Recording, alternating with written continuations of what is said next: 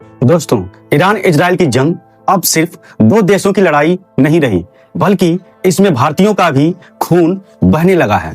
Kuwait में एक भारतीय की मौत और लेबनान में शांति दूतों पर हमला बहुत हो गया। अब वक्त है भारत को एक कड़ा रुख अपनाने की। और सबसे बड़ी बात, हमारे वो 4 जहाज जो मौत के साए में हॉर्मुज स्ट्रेट को पार कर रहे थे, उनका क्या हुआ? आज हम इस वीडियो में इस स्थिति का डीप एनालिसिस करेंगे। शुरुआत एक दुखद खबर से करते हैं।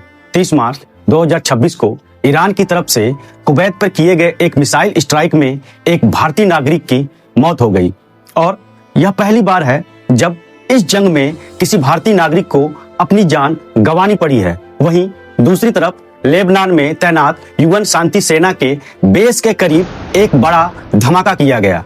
हम यहाँ आपको बता दें, यूएन शांति सेना में काफी मात्रा में हमारे जाबाज सैनिक भी शामिल हैं।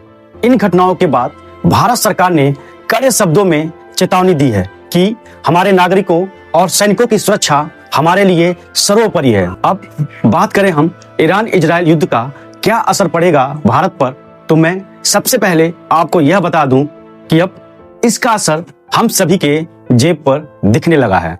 कच्चे तेल की कीमत 9% बढ़ गया है और भारतीय रुपया डॉलर के मुकाबले 92 के ऐतिहासिक निचले स्तर पर है। फिलहाल इस समय भारत की सबसे बड़ी चुनौती एनर्जी सिक्योरिटी यानी ऊर्जा सुरक्षा की है। पिछले 48 घंटों में भारत के क्रूड ऑयल और एलपीजी के जहाज हॉर्मुज स्ट्रेट से होकर निकले हैं। फिलहाल यह रास्ता दुनिया का सबसे खतरनाक समुद्री रास्ता बना हुआ है, क्योंकि ईरान यहां से गुजरने वाले जहाजों पर अपनी नजर बनाए रखी है। इसलिए भारत ने भी अपनी नौसेना को हाई अलर्ट पर रखा है ताकि हमारे जहाजों की सप्लाई चेन न टूटे। इस प्रकार हम यह कह सकते हैं कि इस समय स्थिति भारत के लिए काफी पेचीदा है, क्योंकि एक तरफ ईरान से हमारे काफी पुराने रिश्ते हैं, वहीं दूसरी तरफ इजराइल हमारा एक बड़ा डिफेंस पार्टनर है।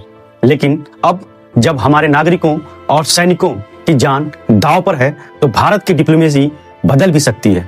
इसका मतलब साफ है कि भारत अब केवल दर्शक बनकर नहीं रहेगा, बल्कि आने वाले दिनों में शांति बहाली के लिए कोई बड़ा कदम भी उठा सकता है। क्या आपको लगता है भारत को अब इस युद्ध को रुकवाने के लिए बीच बचाव करना चाहिए, या फिर हमें अपनी सप्लाई बचाने पर ही ध्यान देना चाहिए? अपनी राय कमेंट बॉक्स में जरूर बताएं।